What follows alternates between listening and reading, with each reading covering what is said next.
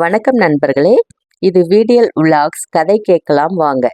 போன எபிசோட்ல ஒரு 80 வயது தாயின் ஏக்கம், தன் பேத்திக்கு திருமணம் நடக்கணும், அதை கண் குளிர பார்க்கணும். ஆனா அது நிறைவேறாமலே அந்த அம்மா மரணம் அடைஞ்சிட்டாங்க.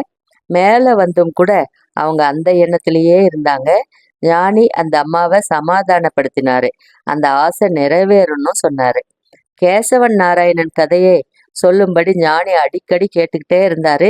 நமக்கும் தெரிஞ்சுக்கணும்னு ஆசையா இருந்துச்சு. இந்த எபிசோட்ல கூட அவரை பத்தி கொஞ்சம் சொல்லியிருக்காரு. அவரை பத்தியும் தெரிஞ்சுக்கலாம். அந்த பெண்ணுக்கு திருமணம் நடந்ததா அப்படின்னும் தெரிஞ்சுக்கலாம். நம்ம சேனலுக்கு சப்போர்ட் பண்ற அத்தனை பேருக்கும் நன்றி. வாங்க வீடியோக்குள்ள போவோம். ஜெய விஜயி பவ. நான் கேசவன் நாராயணன், சோழ தேசத்து உபதளபதி, அந்தணன் ஆயினும் போர் தொழில் செய்பவன். நான் இறந்து 1000 வருடங்களுக்கு மேலாயிற்று. பூமியில் இருந்ததை விட அந்த பெண்மணிக்கு அன்பும் பக்தியும் அதிகரித்தன. நியாய அநியாயங்கள் தெளிவாக தெரிந்தன. எந்த எதிர்பார்ப்பும் இல்லாத ஒரு அன்பு, எந்த நாடகமும் இல்லாத ஒரு பணிவு அவரிடத்தில் கிளர்ந்தெழுந்தது. அடடே, இம்மாதிரியான குணங்கள் பூமியில் தனக்கு இல்லாமல் போய்விட்டதே என்று மெல்லியதாய் ஒரு வருத்தம் தோன்றியது. இந்த பணிவு இருக்கும்போது மனம் அமைதியாக இருக்கிறது. மனம் அமைதியாக இருக்கும்போது அன்பு இன்னும் அதிகமாக பொங்குகிறது. அன்பு அதிகமாக பொங்கும்போது செயல்திறன் அதிகரிக்கிறது. அவர் மனம் என்ன செய்ய வேண்டும் என்று விரும்பினாரோ அதை துல்லியமாக விரைவாக செய்ய துவங்கியது. மகன் வயிற்று பேத்திக்கு நல்லபடியாக திருமணம் நடக்க வேண்டும் என்ற எண்ணம் அவரிடம் அழகாக செயல்பட்டது. யார் அவளுக்கு சரியான ஜோடியாக இருப்பார்கள்? அந்த அம்மாள் தேடினாள். வேறு ஒரு தேசத்திலுள்ள இளைஞனை பின்தொடர்ந்தாள். அந்த இளைஞனை சுற்றியுள்ள ஒளியை பரிசோதித்தாள். அந்த இளைஞன் இனிமையானவனாக, இரக்கமுள்ளவனாக, இலகிய மனமுள்ளவனாக இருந்தான். தர்ம நியாயத்திற்கு கட்டுப்பட்டுத்தானே ஆக வேண்டும் என்ற எண்ணமுடையவனாக இருந்தான். அவனை சார்ந்த மனிதர்களை சந்தித்த போது அவர்கள் திருமணத்திற்கு முயற்சிகள் செய்ய அவன் சம்மதித்தான். அந்த அம்மாள் மனதை ஒருமுகப்படுத்தி அவர்களை நகர்த்த துவங்கினாள். வெகு எளிதாக இரு குடும்பத்தினரும் சந்தித்து கொண்டார்கள். அந்த இளைஞன் தன் இருப்பிடத்திலிருந்து வந்து அந்த அம்மாவின் பேத்தியை பார்த்துவிட்டு போனான். அவள் பாடுவதை கேட்டுவிட்டு போனான். பிடித்திருக்கிறது என்று எளிதாக சொன்னான். திருமணம் ஒப்பந்தம் முடிந்தது. அந்த அம்மாளின் மகன் திருமணம் நடத்த கையில் இருக்கும் காசை விட இன்னும் அதிகம் வேண்டுமே என்று கவலைப்பட்டான். முன்பின் அறியாத அந்த மனிதரை ஒரு தங்கும் விடுதி வாசலில் சந்தித்தான். உங்களை எனக்கு தெரியும். உங்கள் கட்டுரைகளை படித்திருக்கிறேன். உங்கள் பேச்சை கேட்டிருக்கிறேன். இன்றைய இளைஞர்களுக்கு நீங்கள் உதவியாக இருக்கிறீர்கள். என்னுடைய சில குழப்பங்களுக்கும் கூட நீங்கள் மறைமுகமாக பதில் அளித்திருக்கிறீர்கள். எனக்கு யோசிப்பது எப்படி என்று சொல்லிக் கொடுத்தவர் நீங்கள். உங்களை சந்தித்ததில் மகிழ்ச்சி. உங்கள் மகளுக்கு திருமணம் என்கிற செய்தியும் எனக்கு சந்தோஷத்தை தருகிறது. உங்கள் முகத்தில் கவலை தெரிகிறது. பணமும் வசதியும் இருந்தாலும் கூட திருமணம் முடியும் வரை இந்த கவலை இருக்கும். உங்களிடம் என்ன பணம் இருக்கும் என்று எனக்கு தெரியவில்லை. நான் உங்களுக்கு எந்த உதவியும் செய்ய தயாராக இருக்கிறேன். அந்த அம்மாளின் மகன் ஆடி போனான். எந்த உதவியும் என்றால்? உதாரணத்துக்கு சாப்பாட்டு செலவு முழுவதையும் நான் ஏற்றுக்கொள்கிறேன். அந்த அம்மாளின் மகன் திகைத்தான். யார் நீங்கள்?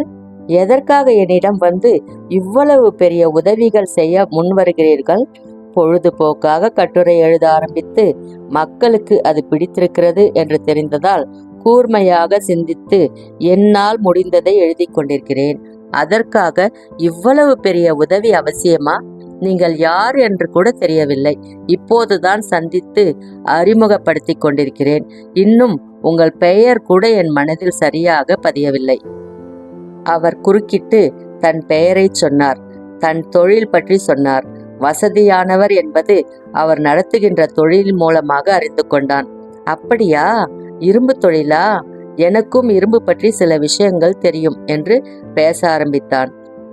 அவர்கள் இருவரும் இரும்பு பற்றிய புதிய கண்டுபிடிப்புகளை, அதன் உருமாற்றத்தை பற்றி பேச துவங்கினார்கள். பேச்சினால் நெருங்கினார்கள். அவனுக்கு திருமணம் பற்றிய திட்டங்களை அந்த மனிதர் வகுத்து கொடுத்தார். இவையெல்லாம் என்னுடைய வேலை என்று பல வேலைகளை பங்கிட்டு கொண்டார். காசும் கம்பீரமும் நிர்வாகத்திறனும் சுறுசுறுப்பும் மிக்க அவருடைய அண்மை அவனை மேலும் உற்சாகப்படுத்தின. என்னுடைய மகள் திருமணத்திற்கு வேர்த்து விறுவிறுத்து நிற்கிறீர்களே, என்ன தலையெழுத்து என்று வியந்தான். என்னை உங்கள் மகனாக நினைத்து கொள்ளுங்கள், அப்பொழுது நான் இந்த வேலைகளை செய்ய மாட்டேனா? அந்த அம்மாவின் மகனுக்கு கண்களில் நீர் கோர்த்தது. எதனால் இந்த சந்திப்பு, யாரால் இந்த நிகழ்வு? அவன் ஆழ்ந்து உள்ளே யோசித்தான். அவனுக்கு அவன் அம்மாவின் ஞாபகம் வந்தது. அம்மா மேலே மெல்ல சிரித்தாள். எனக்கு எத்தனை உதவி செய்திருக்க. நான் கஷ்டப்பட்ட போதெல்லாம் அம்மா அம்மான்னு எப்படி ஒரு சிநேகிதனா நின்று இருக்க. உன்னை நான் விட்டுடுவேனா? அவள் மீண்டும் அழகாக சிரித்தாள். வெகு தூரம் இருக்கிற ஞானியை வணங்கினாள். திருமணம் மிகச் சிறப்பாக நடந்தது. அரங்கு கொள்ளாத கூட்டம்.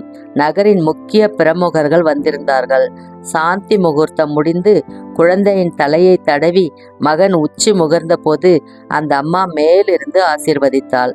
உத்தமமான குழந்தை பிறக்கும் என்று உரக்கச் சொன்னாள். மறுபடியும் ஞானியை கைகூப்பி வணங்கினாள். மகளை மருமகனோடு விமானத்தில் ஏற்றி அனுப்பிவிட்டு அந்த குடும்பம் விக்கி விக்கி அழுதது. ஒரு மகளை திருமகள் போல் வளர்த்தேன். உலகுண்ட திருமால் தான் கொண்டு போனான். அவன் பாசுரம் சொல்லி துக்கத்தில் ஏதோ சொன்னான். அவன் தாய் அவன் தலையை தடவி கொடுத்தாள். உனக்கு இன்னும் நிறைய வேலை இருக்கு. மகள் பற்றிய கவலை விட்டுட்டு மற்ற வேலையை கவனி என்று அவன் உள்ளுக்குள்ளே தகவல் அனுப்பினாள். மகன் அம்மாவை மனசுக்குள் நினைத்து அணைத்து கொண்டான். மிக்க நன்றி என்று மௌன பாஷையில் சொன்னான். சந்தோஷமாக வீடு திரும்பினான். அந்த அம்மாள் ஞானியிடம் போய் நின்றாள். உங்கள் ஆசீர்வாதத்தால் திருமணம் நன்றாக நடந்தது என்றாள். ஞானி சிரித்தார். திரும்பி என்னை பார்த்தார். கேசவன், இதற்கு நானா காரணம் என்று வினவினார். நானும் சிரித்தேன். இல்லை, இந்த அம்மாவின் முயற்சிதான் காரணம். மனம் முழுவதும் தன் பேத்தி மீது லயிக்க வைத்து அவளை நல்ல இடத்துக்கு நகர்த்திவிட்டாள். பாசம் என்பது உண்மையாக இருக்கும்போது அது அற்புதமான செயல்களை ஒரு குடும்பத்துக்கு செய்து விடுகிறது. எவர் உண்மையாக இருந்தாலும் நிச்சயம் நன்மை வளரும். பொறாமை ஒரு பலவீனம். அது மனசு குவித்து வேலை செய்வதை தடுத்து விடுகிறது. அவன் நன்றாக இருக்கிறானே, இவள் சிறப்பாக இருக்கிறாளே என்கிற எண்ணத்தில் என்ன செய்ய வேண்டுமோ அது மறந்து போகிறது. ஞானியிடம் பேசினேன். ஞானி தலையை வேகமாக அசைத்து என்னை பாராட்டினார். இப்போது நான் என்ன செய்வது? அந்த பெண்மணி கேட்க ஞானி சட்டென்று கூர்மையானார். நான் அவரையே கவனித்தபடி இருந்தேன். நீங்கள் இறந்த போது ஏற்பட்ட மனநிலையின் உத்வேகத்தை இப்போது செயலாக செய்து முடித்து விட்டீர்கள். அதாவது நீங்கள் கீழே எப்படி இருந்தீர்களோ அப்படியே இன்னும் வாழ்கிறீர்கள். பாட்டி, பேத்தி, மகன், மகள், மருமகள், மருமகன் எல்லாவற்றையும் விலக்கிவிட்டு நான் என்கிற எண்ணத்தையும் அழித்துவிட்டு அந்த கணத்தை கரைத்து விடுங்கள். உறவுகளையெல்லாம் கரைத்துவிட்டால் மிஞ்சி இருப்பது நீங்கள் மட்டுமே. உங்களையும் கரைத்துவிட்டால் ஏற்படுகின்ற நிலைமை வார்த்தைகளில் விளக்க முடியாது. அது ஒரு அலாதியான சுகம். எந்த அடையாளமும் இல்லாத இடம். நான் இன்னவள், இன்ன பெயர், இன்னவருக்கு உறவு என்கிற நிலைமை அழியும். பிறகு நான் என்கிற உங்கள் பெயரை கூடிய தன்மையும் அழியும். உங்கள் இயல்பு ஒழியும். பிறகு இது என்கிற ஒரு சின்ன புள்ளியில் இயங்குவீர்கள். இது என்கிற போது எந்த அடையாளமும் இல்லை. அடையாளம் இல்லாதவருக்கு எந்த குணமும் இல்லை. எந்த குணமும் இல்லாதவருக்கு எந்த செயலும் இல்லை. எந்த செயலும் இல்லாதவருக்கு தவம் எளிது. தவம் என்பது எந்த எண்ணமும் இல்லாதிருத்தல். இது உள்ளே கவனிக்க கவனிக்க கரைதல் தானாக நிகழும். பிறகு என்னாகும்? ஆவல் தாங்காமல் நான் கேட்டேன். சொல்கிறேன் என்று ஞானி அமைதியாக பேசினார். இந்த அம்மையார் செய்த வினை இருக்கிறதல்லவா, அதன் விளைவுகள் இருக்கின்றன அல்லவா? இது என்ற இடத்தில் அந்த வினைகள் ஒட்டிக்கொள்ளும். ஒரு உதாரணமாக சொல்கிறேன், அப்படியே எடுத்துக்கொள்ள வேண்டாம். பூவின் மீது படிந்துள்ள மகரந்தம் போல், புல்லின் மீது நிற்கின்ற பனித்துளி போல் ஒட்டியும் ஒட்டாமலும் அந்த வினைகள் இருக்கும். ஒரு காலகட்டத்துக்கு பிறகு ஒரு அமைதியான நிலை உண்டு. பிறகு இவர்கள் மறுபடியும் கீழ் நோக்கி பூமியில் வந்து இறங்குவார்கள். முந்தைய வினைகளின் அந்த மகரந்தங்களின் குணத்திற்கேற்ப அவர்கள் வாழ்க்கை அமையும். அந்த புதிய வாழ்க்கை இன்னும் சிறப்பாக இருக்கும். எதனால் என்று ஆவலோடு கேட்டேன். இங்கே மனம் ஒருமித்து அமர்ந்து விட்டார்கள் அல்லவா? இதனால் ஏற்பட்ட அமைதியை அவர்கள் பூமிக்கும் எடுத்துக்கொண்டு போவார்கள். அந்த அமைதி மிக பெரிய ஆற்றலை கொடுக்கும். அந்த அமைதி என்பது பிறப்போடு வருவது. பிறப்பு என்பது இந்த இடத்தில் செய்யும் தவத்தால் ஏற்படுவது. அப்படியானால் கீழே அமைதியற்று இருப்பவர்கள்? நான் கேட்டேன். இந்த இடத்திலும் தன் வினையை தொலைக்க முடியாதவர்கள், தொலைக்க விரும்பாதவர்கள். கீழே பூமியில் ஒருவன் என்னை அடித்து விட்டானே, அவனை வெட்டாமல் விடுவேனா என்று இந்த இடத்திலும் பதறிக்கொண்டிருப்பவர்கள். அந்த மகரந்தம் நெடிமிக்கது. அது ஜென்ம ஜென்மமாய் தொடரும். ஏதேனும் ஒரு கணத்தில் இதெல்லாம் எதற்கு என்று உதறுகிற மனோபாவம் வேண்டும். நான் என்பது என்ன என்று பூமியில் தரிசிக்க முயற்சி செய்தால் போதும். அந்த வினை சொர்க்கத்தில் எதிர்வினையாகும். ஒவ்வொரு வினைக்கும் எதிர்வினை உண்டல்லவா? அங்கே யோசித்ததற்கு உண்டான விடை இங்கே கிடைக்கும். புரிகிறதா கேசவன் நாராயணன்? வாழ்க்கையின் ரகசியம் இதுவே. எவரொருவர் சத்தியத்தை தேடி சத்தியம்தான் வாழ்க்கை என்று அதனுள் புகுந்து கொள்ள முற்படுகிறார்களோ சத்தியம் அவர்களை இறுக பற்றி கொள்ளும். அடுத்த பிறப்பில் இன்னும் தூய்மைப்படுத்தும். நன்கு தூய்மைப்படுத்த சில பிறவிகள் எடுக்க வேண்டும். பிறகு எளிதாக பிறப்பில்லாத ஒரு வெளிச்ச நிலைக்கு போய்விடலாம். கேசவன் நாராயணன், இதுவே இங்கு சூட்சுமம், இதுவே இங்கு விதி. ஞானி ஆழ்ந்த குரலில் பேச நான் அவரை கைகூப்பினேன். எனக்கு ஒரு கேள்வி இருக்கிறது என்று கேட்டேன். உன் கேள்வி என்னவென்று தெரிகிறது, இருப்பினும் கேள் என்று ஞானி அமைதியாக கேட்டார்.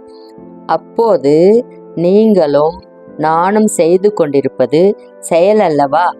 இது சரியா தவறா, ஞானமா அஞ்ஞானமா? இது விடுதலையா அல்லது இன்னொரு சிறையா? ஞானி கை கொட்டி சிரித்தார். கூர்மையான புத்தி, உண்மையான வேட்கை என்று என் தோளை தட்டினார். இங்கே உனக்காகவா யோசனை செய்கிறாய்? நான் எனக்காகவா பூஜிக்கிறேன்? இல்லை, நாம் மற்றவருக்காக பேசுகிறோம். செயல்தான், ஆனால் அமைதியான செயல். அதில் நான் என்பது இல்லை, சுயநலம் என்பதும் இல்லை, என்னுடையது என்பது இல்லை, எனக்கு என்ன லாபம் என்பதும் இல்லை. சத்தியத்தை இவர்கள் மேற்கொள்ள வேண்டும் என்று கவலைப்படுகிறேன். உலகம் முழுவதுமே சத்தியமாக வேண்டும் என்று தவித்துக் கொண்டிருக்கிறேன். இது என் தவிப்பல்ல, சத்தியத்தின் தவிப்பு. நான் அல்ல, நான் சத்தியம். நீ அல்ல, நீ சத்தியம். அதனால்தான் இங்கு வருபவர்களை அத்தனை கருணையுடன் வரவேற்கிறோம். உனக்கு உன்னை பற்றி அக்கறை இல்லை. இங்கு வருபவர்களை பற்றி அக்கறைதான் உன்னில் மிகுந்திருக்கிறது. மறுபடி பிறந்து அறிந்து கொள்வதை விட இங்கிருந்து அறிந்து கொள்கிறோம். தெரிந்து கொள்ளுதல், சத்தியத்தை அறிந்து கொள்ளுதல் என்பதை எங்கிருந்து செய்தால் என்ன? இது இன்னும் சௌகரியமான இடம், இன்னும் இதமான இடம். தொடர்ந்து செய்யலாமா கேசவன் நாராயணன்? அவர் கேட்க நான் அவரை மறுபடி விழுந்து வணங்கினேன். சுற்றி வந்தேன், மீண்டும் வணங்கினேன். ஞானி என்னை பார்த்தார். அந்த பார்வையில் எனக்கு உத்வேகம் ஏற்பட்டது. உங்கள் கதையை சொல்லவில்லையே? மறுபடி சிரிப்போடு என்னை கேட்டார். அதில் குறும்பு இருந்தது. நான் சொல்கிறேன் என்று அவருக்கு அருகில் அமர்ந்து கொண்டேன். நண்பர்களே, அடுத்த எபிசோட்ல நாம் ஆவலா எதிர்பார்த்த கேசவன் நாராயணனோட கதையை பார்க்கலாம். நான் கதை சொல்ற விதம் உங்களுக்கு பிடிச்சிருந்தா தொடர்ந்து சப்போர்ட் பண்ணுங்க. வாங்க டிப்ஸ் போயிடலாம். உங்க மதிப்பை முடிவு செய்ய வேண்டியது நீங்க தான், உங்களை சுற்றி இருக்கிறவங்க இல்லை. எப்படின்னா, உங்களை சுற்றி இருக்கிறவங்களை விட உங்களுக்கு தான் உங்களை பத்தி நல்லா தெரியும். யாராவது ஏதாவது உங்களை சொன்னா அதை பெருசா நினைச்சு கவலைப்படாம உங்க கடமையை சரியா செய்யுங்க. வாழ்க்கையில முன்னேறலாம். ஃப்ரெண்ட்ஸ், நம்ம சேனலை நிறைய பேர் பார்க்குறீங்கன்னு தெரியுது. உங்க கமெண்ட்ஸ் என்னன்னு சொன்னா இன்னும் உதவியா இருக்கும். மீண்டும் அடுத்த வீடியோல கேசவன் நாராயணனோட கதை கேட்கலாம். நன்றி, வணக்கம்.